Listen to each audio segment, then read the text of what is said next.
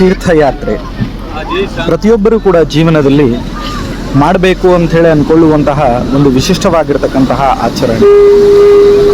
ಈ ಆಚರಣೆಗೆ ಕೆಲವೊಮ್ಮೆ ವಯಸ್ಸಿನ ಅಡ್ಡಿ ಆದರೆ, ಕೆಲವೊಮ್ಮೆ ನಮ್ಮ ಸಾಂಸಾರಿಕ ತಾಪತ್ರಯಗಳ ಒಂದು ಅಡ್ಡಿ. ಆದರೂ ಕೂಡ ದೇವರ ಗುರುಗಳ ಅನುಗ್ರಹದಿಂದ ಈ ಒಂದು ತೀರ್ಥಯಾತ್ರೆಯಲ್ಲಿ ತಿರುಪತಿಯಿಂದ ನಾವು ರಾಮೇಶ್ವರದ ಕಡೆಗೆ ಹೊರಟಿವಿ. ರಾಮೇಶ್ವರದ ಪಂಬಂ ಬ್ರಿಡ್ಜನ್ನು ನೀವೀಗ ನೋಡ್ತಾ ಇದ್ದೀರಿ. ಬ್ರಿಟಿಷರ ಕಾಲದಿಂದ ರಾಮೇಶ್ವರ ಮುಖ್ಯ ಭೂಮಿಯನ್ನು ಒಳಗಿರುವ ಊರುಗಳಿಗೆ ಒಂದು ವಿಶಿಷ್ಟವಾದಂತಹ ಶೈಲಿಯಲ್ಲಿ ಬೆಸೆಯುವಂತಹ ಈ ಒಂದು ಪಂಬಂ ಬ್ರಿಡ್ಜ್ ನೋಡುಗರ ಮನಸ್ಸನ್ನು ಸೆಳೀತದೆ. ಸಾಮಾನ್ಯವಾಗಿ ಈ ಪಂಬಂ ಬ್ರಿಡ್ಜನ್ನು ಗಮನಿಸಿದಾಗ ಜೀವನದಲ್ಲಿ ಪ್ರೀತಿ, ವಿಶ್ವಾಸ, ಸ್ನೇಹದ ಸೇತುವೆಗಳು ಪ್ರತಿಯೊಬ್ಬ ಮನುಷ್ಯನ ಜೀವನದಲ್ಲಿ ಇರಬೇಕು ಅಂತನ್ನೋದು ನಮ್ಮ ಕಣ್ಣಿಗೆ ಗೋಚರವಾಗ್ತದೆ. ಕೆಲವೊಮ್ಮೆ ಮಧ್ಯದಲ್ಲಿ ಈ ಬ್ರಿಡ್ಜನ್ನು ತೆಗೆದು ಹೊಳ್ಳಿ ಹಾಕುವಂತಹ ಒಂದು ವಿಶಿಷ್ಟವಾದಂತಹ ಸೇವೆ ಕೂಡ ನಡೀತದೆ.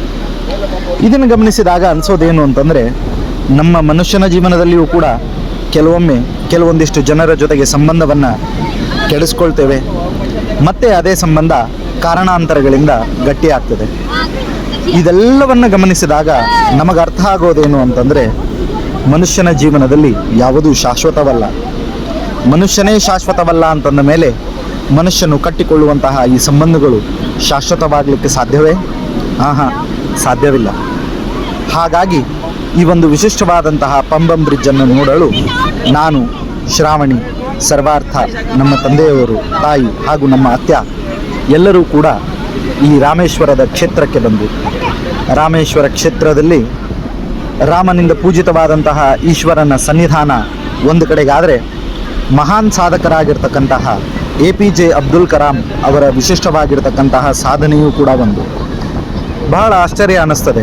ಏನು ಅಂತಂದರೆ, ರಾಮೇಶ್ವರದಲ್ಲಿ ಈ ಇಬ್ಬರ ಒಂದು ವಿಶಿಷ್ಟವಾದಂತಹ ಸಂಗಮ, ಒಂದು ತತ್ವಜ್ಞಾನದ ಆಚರಣೆಯ ರಾಮೇಶ್ವರವಾದರೆ, ಮತ್ತೊಂದೆಡೆಗೆ ವಿಜ್ಞಾನದ ಆಚರಣೆಯ ರಾಮೇಶ್ವರ ನಮ್ಮ ಕಣ್ಣಿಗೆ ಕಾಣ್ತದೆ. ಆದ್ದರಿಂದ ರಾಮೇಶ್ವರದ ಈ ವಿಶಿಷ್ಟವಾದಂತಹ ನೆಲದಲ್ಲಿ ಚಾರ್ಧಾಮ್ ಯಾತ್ರೆಗೆ ಪ್ರಸಿದ್ಧವಾಗಿರ್ತಕ್ಕಂತಹ ಸ್ಥಳದಲ್ಲಿ ಒಂದಾದಂತಹ ರಾಮೇಶ್ವರವನ್ನು ನಾವು ಕಣ್ತುಂಬಿಕೊಂಡು ಪಂಬಂ ಬ್ರಿಡ್ಜಿನ ಮುಖಾಂತರವಾಗಿ ತೆರಳುತ್ತಿರಬೇಕಾದ್ರೆ ಮನಮೋಹಕವಾಗಿರ್ತಕ್ಕಂತಹ ದೃಶ್ಯವನ್ನು ತಾಳಲಿಕ್ಕಾಗಲಾರದೆ ವಾಹನವನ್ನು ಒಂದು ಬದಿಗೆ ಹಚ್ಚಿ ನಾನು, ಶ್ರಾವಣಿ ಹಾಗೂ ಸರ್ವಾರ್ಥ 3 ಜನರು ಕೂಡ ಕೆಳಗಡೆ ಇಳಿದು ಆ ಒಂದು ವಿಶಿಷ್ಟವಾಗಿರ್ತಕ್ಕಂಥ ದೃಶ್ಯವನ್ನು ಕಣ್ತುಂಬಿಕೊಂಡು, ನೀವು ಕೂಡ ಜೀವನದಲ್ಲಿ ಯಾತ್ರೆಯನ್ನು ಮಾಡಿ. ಯಾತ್ರೆ ಮಾಡೋಣದ್ರಿಂದ ಜಗತ್ತು ಎಷ್ಟು ದೊಡ್ಡದಾಗಿದೆ, ನಾನಾ ನಮೂನಿ ಜನ ಇರ್ತಾರೆ, ಯಾವ ರೀತಿಯಾದಂಥ ಆಚರಣೆಗಳಿರ್ತದೆ, ಇದೆಲ್ಲವೂ ಕೂಡ ನಮ್ಮ ಕಣ್ಣಿಗೆ ಗೋಚರವಾಗ್ತದೆ, ಮನಸ್ಸಿಗೆ ಆಹ್ಲಾದವನ್ನು ನೀಡ್ತದೆ.